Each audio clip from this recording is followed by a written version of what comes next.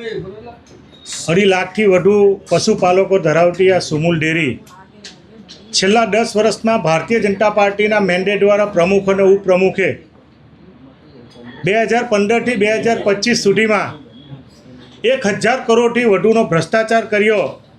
એ બાબતની ફરિયાદો સ્થાનિક પશુપાલકો હોય, મંત્રી સાથે સંકળાયેલા મંત્રીના પ્રમુખો હોય અને કોંગ્રેસ પક્ષ અને અમારા જેવા સહકારી અને ખેડૂતોની સાથે સંકળાયેલા લોકોએ વારંવાર રાજ્ય સરકાર હોય, સહકાર વિભાગ હોય, આ તમામને ફરિયાદ કર્યા પછી રાજ્ય સરકારે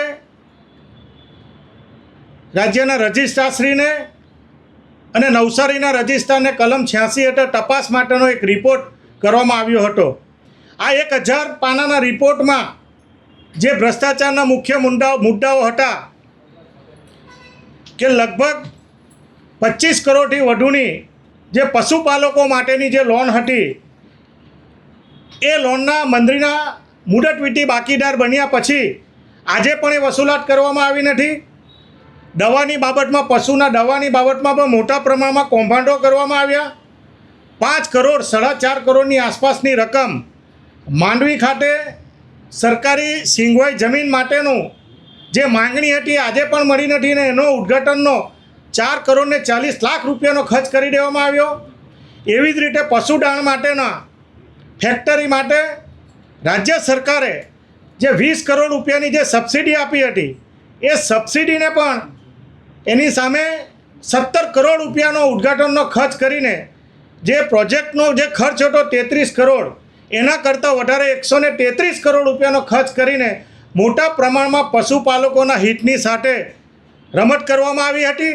આ સમગ્ર બાબતની તપાસનો રિપોર્ટ આજે પણ માનનીય મુખ્યમંત્રી શ્રી, સહકાર મંત્રી અને સહકાર વિભાગના ટેબલ પર પડેલો છે।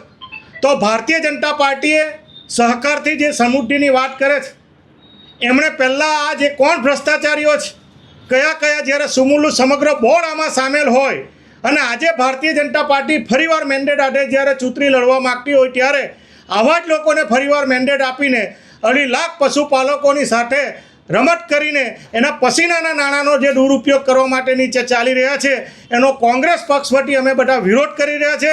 આવનારા દિવસોમાં 12,000 કરોડ રૂપિયાનું જે ટર્નઓવર કરનારી સંસ્થા જે સહકારી સંસ્થા છે એની ઉપર ભારતીય જનતા પાર્ટીનું કાર્યાલય બનાવીને એનો ખર્ચ કરવાની જે પેરવી કરી રહી છે એની સામે કોંગ્રેસ પક્ષ લડત કરવાના છે।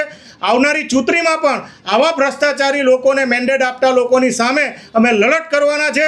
જો ચૂંટણીમાં જે કોઈ પરિણામ આવે પરંતુ આ બાપદાદાએ જે સહકારી સંસ્થાને જે નિર્માણ કરેલી છે એને બચાવવા માટેનો અને પશુપાલકોનું હિત સંકળાય એના માટેની આવનારા દિવસોમાં કોંગ્રેસ પક્ષ લડત ચલાવવાનો છે એવું આપના માધ્યમથી અમે વિનંતી કરીએ છીએ।